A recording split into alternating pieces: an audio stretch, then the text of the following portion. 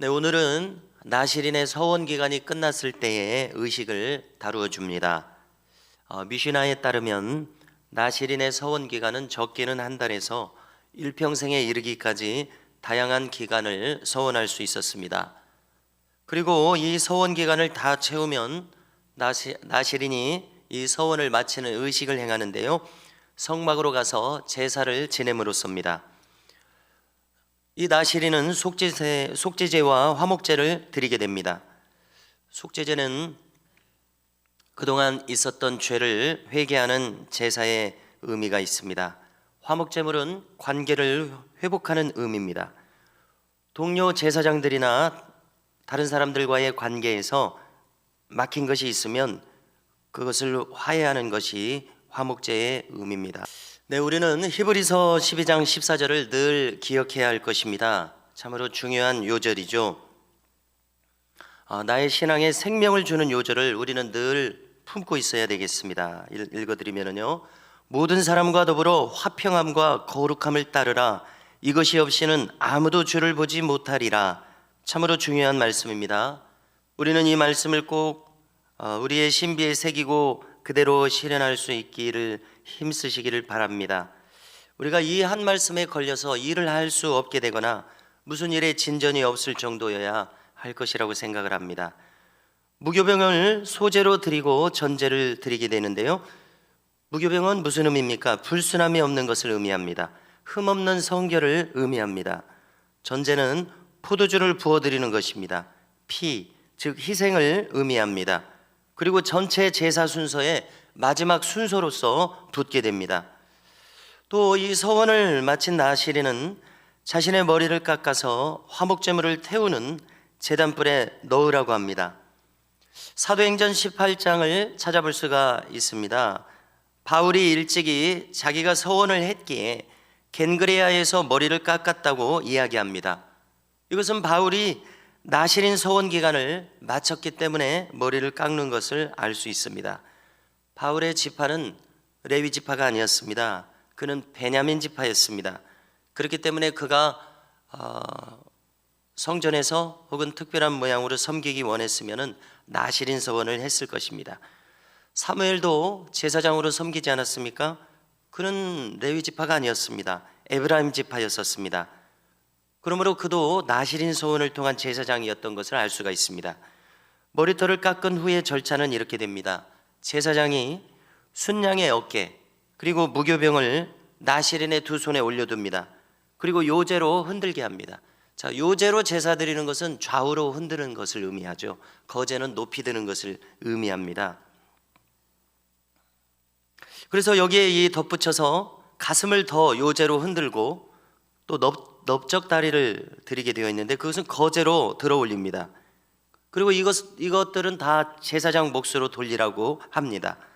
이렇게 해서 서원 기간을 끝마치는 제사를 끝내게 되면은요, 이제 나시린은 포도주를 마실 수 있다고 기록합니다. 자, 여기서 우리가 한 가지 기억할 것이 있습니다. 이 나시린이 서원을 마쳤다고 해도 그의 태도가 흐트러져서는 안 될 것입니다. 방종으로 빠져서는 안 될 것입니다. 우리가 가만히 생각해 보면은 이것이 이치에 맞습니다. 그렇죠? 이제 나시린으로서 한 달에서부터 평생에 이르는 기간을 헌신한 사람이 이제 끝났구나 하고 방종에 흐르는 것은 하나님의 뜻이 아닐 것입니다. 그렇게 방종에 흐르면은 나시린으로서 헌신한 의미가 무색해질 것입니다. 하나님 편에서도 그 서원자가 이렇게 다르게 행동하는 것을 결코 기뻐하실 리가 없다고 생각합니다. 저도 비슷한 것을 생각해 봤는데요, 물론 다른 목사님들도 이런 것을 생각하는 것을 들어봤었습니다.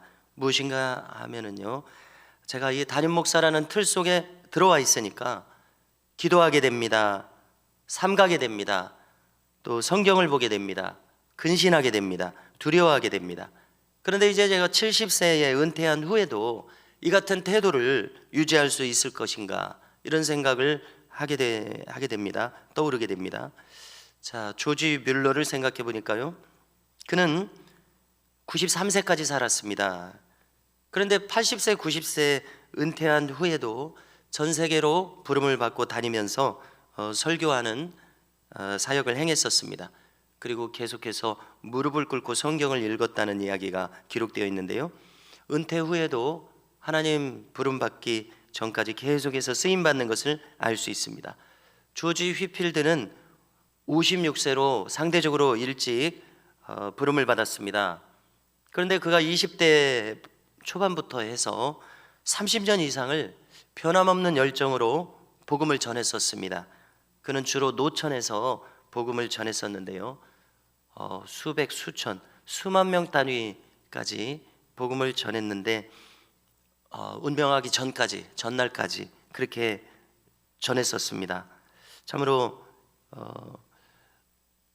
신약 시대, 이 교회 시대를 지내면서 그렇게 쓰임 받은 사람을 손에 꼽을 수 없을 정도로 그렇게 변함없는 열정으로 쓰임을 받았었는데요. 그럼 완전히 소진된 양초처럼 그렇게 완전히 소진되어 쓰임 받았다고 생각을 합니다. 그래서 마지막까지 그렇게 변함없이 하나님께 인정받는 그런 인생을 우리가 살아야 되겠다는 생각을 하게 됩니다. 또 우리가 21절을 보면은 이 나시린 서원을 마치는 의식에서 지금까지 거론한 것 외에도 힘이 미치는 대로 할 것이다고 이렇게 말씀합니다. 그래서 참 이 말씀을 주목합니다. 우리는 이 마음을 가지는 것이 얼마나 좋을지 모르겠습니다. 왜냐하면 우리가 이 정해진 만큼만 하고 할 일을 다 했다고 하는 마음이 아니라 힘이 미치는 대로 더하는 신앙입니다. 그래서 한번 생각해 보시면은요, 얼마나 아름답습니까? 그래서 참된 헌신의 모습은 우리가 이만큼 하면 다 됐다 이것이 아니라 무엇인가 더 하고 싶은 마음일 것이다 생각합니다. 10의 2, 3조를 드리는 분들에 대해서는 참 경이롭죠. 어떻게 그렇게 하게 되는지. 그런데 그분들의 마음을 헤아린다면요, 그분들의 마음이 바로 이 마음이 아닐까 생각하게 됩니다. 드려도 아쉬움이 남는 거예요. 더 드리고 싶은 마음. 어느 정도 상상이 갑니다.